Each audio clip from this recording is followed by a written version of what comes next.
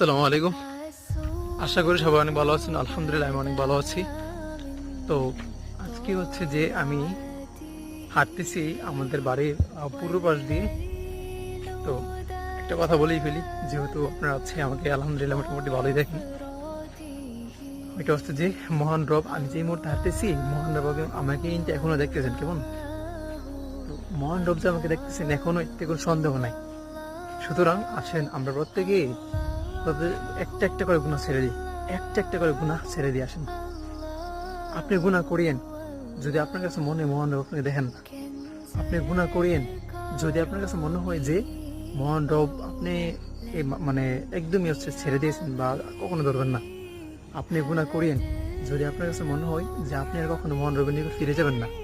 ভাই আমার, আপনি গুনাহ করিয়েন, যদি আপনার কাছে মনে হয় যে আপনাকে মহান রব বিনাশ হয়ে জান্নাত দিয়ে দিবেন।